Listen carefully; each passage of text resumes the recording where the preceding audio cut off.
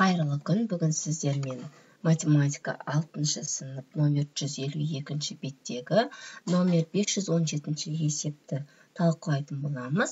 Бұл жерде теңдеу берілгене, теңдеуді шешеді. Кәдімгі қарапайым теңдеу, бұрынғы сіздер шығарып жүрген теңдеуден айырмашылығы жай ғана санымыз теріс сан немесе оң сан екенін анықтау ғана. Ал қалған шығару жолдың барлығы сол бұрынғы өздеріңіз шығарып жүрген теңдеу. Кеттік. Біріншінде бізде белгісіз сол мән x, x-ті табу керек. Онда x-ті жазамын, теңдігімді қоямын. Теңдіктен кейінгі менде қандай сан тұр? 6/1 тұр. Осыны жазамын. Енді қараңыздаршы, мұнда қандай амал бар? Бізде көбейту. Ол теңдіктің екінші жағы не болып өтеді? Әрине бөлу болып өтеді. Яғни мұндағы көбейту амалы теңдіктің екінші жағын, яғни мұнда өткізгенімде кері амалмен, яғни көршінің үйіне кері амалмен барады. Көбейту ол кері бізде бөлу. Сонда минус 1/22 сол күйінше келеді осында. Енді x тең, егер оң сан болса, оң санмен өткіземіз, теріс сан болса, теріс санмен өткіземіз. Енді кәдімгі бөліндіні орындаймыз. Рационал сандарды бөлуде 6/1-ді бөлу ғой 1/122-ге. Сонда ол 5 болады. Оң санды теріс санға бөлсек, яғни плюс пен минус бізде минусты береді. Сонда x-тің мәні минус 5-ке тең. Екінші теңдеу. Бізде мәніміз минус x-ті тап деп отыр. Минусты беріп отыр. X тең 11/157 сол күйінше көшіреміз. Ал мұндағы көбейту көршініне не болып барады? Бөлу болып барады. Минус таңба сол күйінше көшіріледі. Ол 8/9.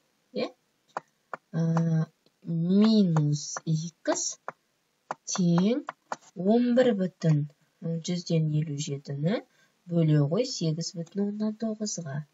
Оң сан мен теріс санның бөліндісі теріс сан болады.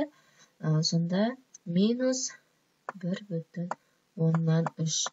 Бұл мына жерге қойғанда x-ті алып тастап орнына минус 1/3-ті қоясыз.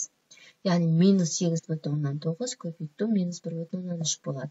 Ал егер бізде теңдеу тапқанда минус тап деген жоқ, не дейді бізге? Теңдеу табу үшін ол x-ті табамыз, Сонда осы жерде x-іміз ол 1/3-ге тең. Ол қалай шықты? Оны шығару былай. Кез келген сан, әріптің алдында сан болады, яғни коэффициент болады. Ол 1 жазылмайды. Тең минус 1/3. 1 бар деп елестетеміз, Енді сан мен әріптің арасында қандай амал болады? Бізге көрінбей тұратын бір нүкте, ол бізде көбейту, Көбейту теңдіктің екінші жағына қандай амалмен өтеді? Көршініне әрине бөлумен өтеді. Демек, x тең 2 теріс санның бөлінісі не болады? Әрине бізде оң сан болады. Минус бізде плюсті береді. Сонда 1/3 осылай шыққан екен. Яғни егер мұнда x болатын болса, минус болатын болса, x-тің алдында, немесе y-ті кез келген айнымалының алдында сіз тауып жатқан алдында минус болатын болса, сосын минуспен осылай қалатын болса, сізде минуссыз x-ті тап дейтін болса, онда мына есепті санды сразу біз кері амалмен жазамыз. Яғни минус 1/3-ті плюс 1/3 етіп жазасыз. Келесі минус y тең минус 43/2 бөлінген 9/6 болады, Демек, минус y тең 43/2-ні бөлемін 9/6-ға. Минус пен плюс бізде нені береді? Әрине теріс санды береді минусты, Сонда 4/5 болады. Енді біз y табу керек болғандықтан алдындағы минустан құтыламыз. Ол үшін минус 4/5-ке қарама-қарсы сан, ол әрине бізде плюс 4,5. Себебі мұна минус y-ті қарама-қарсы санға айналдырдым, плюс y. Демек, теңдіктен кейінгі санды да солай қарама-қарсы санға айналдырамыз. Қарама-қарсы сан дегеніміз минус пен плюс, модульдері бір. Келесі есеп бізде төртіншісі x тап дейді. X тең теңдіктен кейінгі сан көршіміз өз үйінде болады, ал мына санды көршінен апарамыз, яғни кері амалмен барады, көбейту бөліммен барады да 5,3-ті жазамын. Демек, x-ім қаншаға тең болады? 2,165-ті бөлеміз 5,3-ге. 0,5 болады, плюс пен минус болып тұр, яғни оң санды теріс санға бөліп тұрмыз. Демек, ол минус болады. Келесі минус x. Минус x. Сол күйінше жазамын. Теңдіктен кейінгі көршімнің үйі өз үйінде болады. Ал мен мұнаны көршінің үйіне апарамын. Яғни бөлу 0,3 болады. X тең минус тең теріс санмен оң санның бөліндісі бізде нені береді? Теріс санды береді.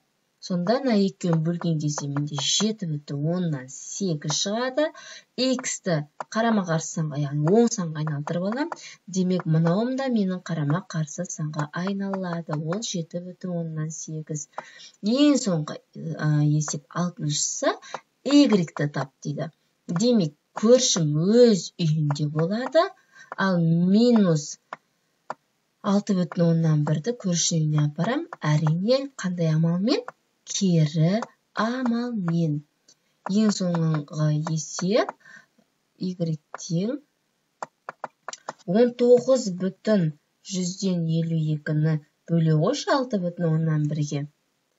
Теріс сан мен оң санның бөліндісі бізде әрине теріс санды береді. Сонда 3,2 болады. Y-тің орнына минус 3,2-ні ойғанымда жауап 19,152 болады. Әрбір әріптің орнына, яғни теңдеуді таптық қой, x, y соның орнына барып, осы тапқан сандарды қойып, көбейтіп, тексеріп көрсеңіздер болады.